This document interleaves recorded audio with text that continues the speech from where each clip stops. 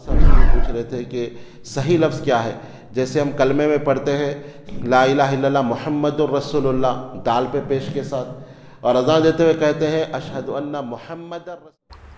ان آیتوں میں آپ دیکھیں الحمدللہ رب العالمین سے لے کے مالک یوم الدین اللہ تعالیٰ کی 4 صفتیں آئی ہیں، اور جب صفتیں جمع ہو جاتی ہے تو اس کا ایک الگ معنی پیدا ہوتا ہے.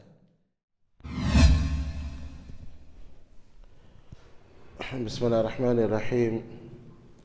الحمدللہ رب العالمین الرحمن الرحیم مالک یوم الدین. اللہ تعالیٰ کے فضل و کرم سے سورہ فاتحہ کی تفسیر چل رہی ہے، اور مالک یوم الدین کی تفسیر الحمدللہ ہم سن رہے ہیں. یہاں پر آپ یہ دیکھیں کہ اللہ تعالیٰ نے اپنی 4 صفت کا ذکر کیا ہے ایک ساتھ. قرآن کے اندر شاید کہیں اللہ نے ایک ساتھ اپنی صفتوں کا ذکر کیا ہو.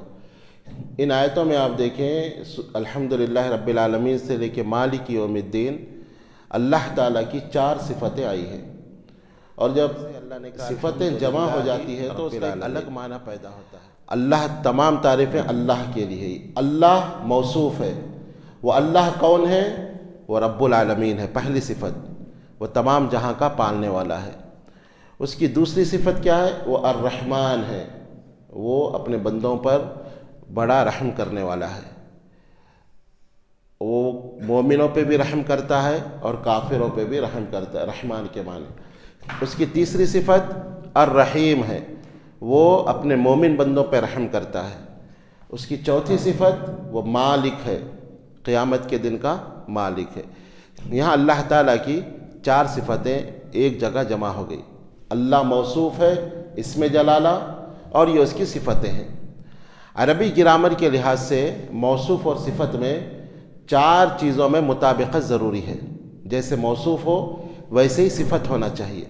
اسی لیے آپ دیکھیں اصل میں وہ تھا رب العالمین، لیکن زیر کے ساتھ ہو گیا رب العالمین، اس لیے کہ اللہ کے نام کے ساتھ زیر ہے تو اس کی صفت بھی زیر آئیں گے. یعنی 4 چیزوں میں مطابقت ہونا چاہیے. ایک یہ کہ اعرابی لحاظ سے ان میں مطابقت ہو. اعراب یعنی زبر زیر پیش کے لحاظ سے جیسا موصوف ہو ویسی صفت ہونی چاہیے. الحمدللہ اللہ کا نام اصل میں پیش کے ساتھ تھا، لیکن چونکہ لام آ گیا ہے، اور عربی زبان میں لام ایسے ہے. 17 ایسے حروف ہیں عربی زبان میں جو آگے والے حروف کو زیر دیتے ہیں. اس میں ایک لام بھی ہے. لام آنے سے اللہ کے ہاں پہ زیر آ گیا، ورنہ اصل میں وہ اللہ تھا، لیکن چونکہ لام آ گیا اللہ کے لام سے پہلے للہ، تو ہاں پہ زیر آ گیا. اعراب کے لحاظ سے جر آ گیا.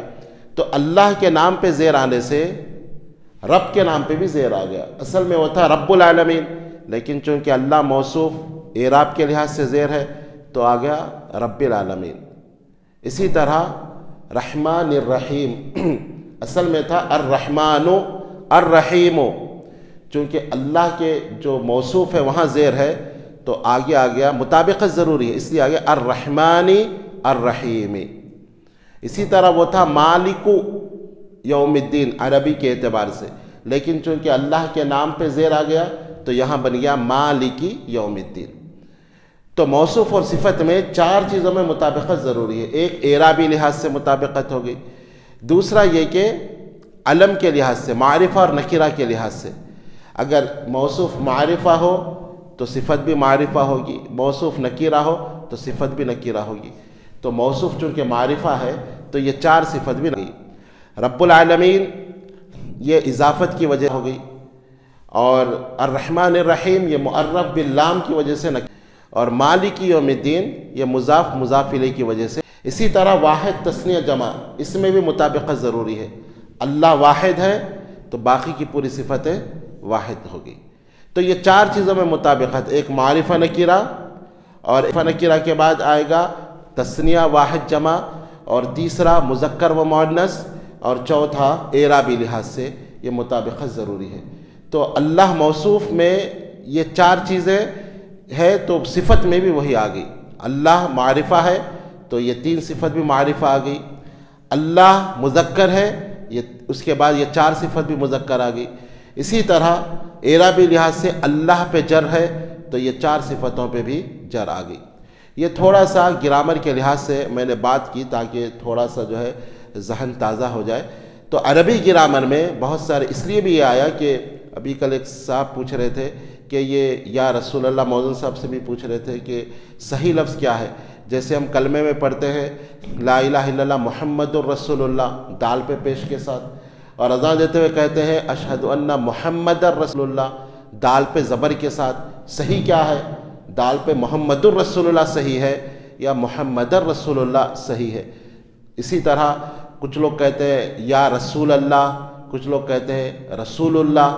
تو یا رسول اللہ صحیح ہے لام پہ زبر کے ساتھ، یا رسول اللہ لام پہ پیش کے ساتھ. تو میں نے ان کو بھی یہی کہا کہ یہ عربی گرامر کے لحاظ سے حرکت بدلتے رہتے ہیں. کبھی وہاں پہ زبر آئے گا، کبھی زیر آئے گا، کبھی پیش آئے گا.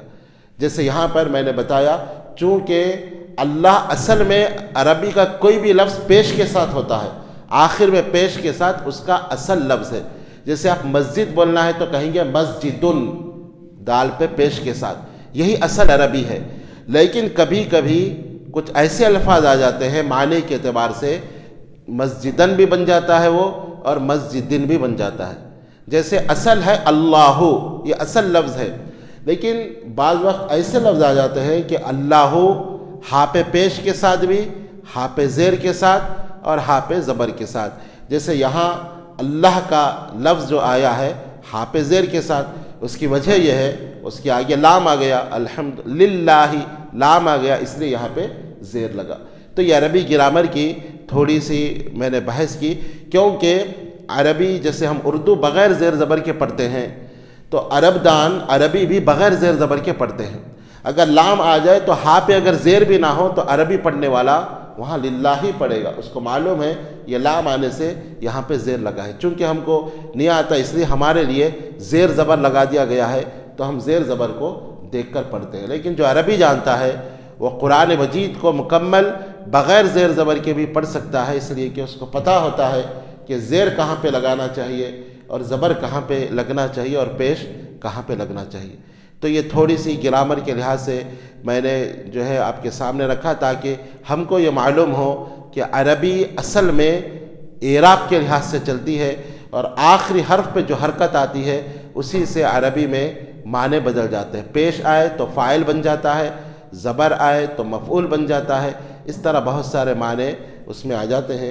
اللہ تعالیٰ سے دعا ہے کہ اللہ تعالیٰ صحیح معنوں میں قرآن و حدیث کو سمجھنے کی ہمیں توفیق عطا فرمائے. آمین یا رب العالمین. وآخر دعوانا الحمد للہ رب العالمین. سبحان اللہ بحمدہ، سبحانک اللہم بحمدک، واشہد ان لا الہ الا انت استغفرک.